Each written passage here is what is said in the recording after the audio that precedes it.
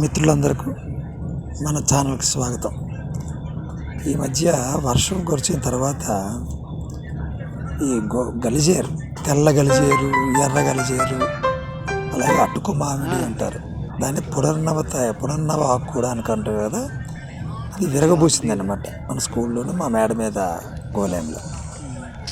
ఆ గలిజేరు ఆకులు తీసి పునర్నవ తైలం తయారు చేసుకున్నాము. దాని గురించి మీతో ముచ్చటిద్దామని ఈ వీడియో చేస్తున్నాము. ఈ అటుకు మామిడి, ఎర్ర గలిజేరు, తెల్ల గలిజేరు, రకరకాల పేర్లతో పిలిచేటువంటి బోర్హేవియా అనేటువంటి సైంటిఫిక్ నేమ్ కలిగిన ఈ మొక్క వర్షం పడితే చాలు మట్టిని అలా అల్లుకుపోతూ మీదంతా స్ప్రెడ్ అవుతుంది.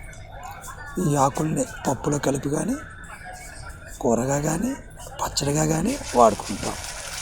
ఇవి ఇక్కడ ఆయిల్ తయారు చేయడం జరుగుతుంది. పునర్నవ తైలం మోకాలు నొప్పులకు చాలా బాగా పనిచేస్తుంది. నేను కూడా వాడుతున్నా.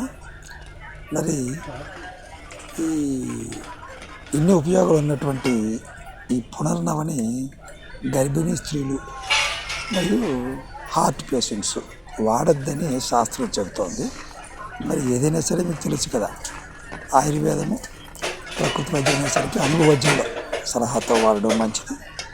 మరి ఎక్కడ ఈసారి గలిజేరాకు దొరికినా వెంటనే సమూలం పీకేయకుండా ఓన్లీ ఆకులు మాత్రమే తీస్తూ వినియోగించుకుంటూ 10 తరాలకి వీటిని నిలిపిదాం.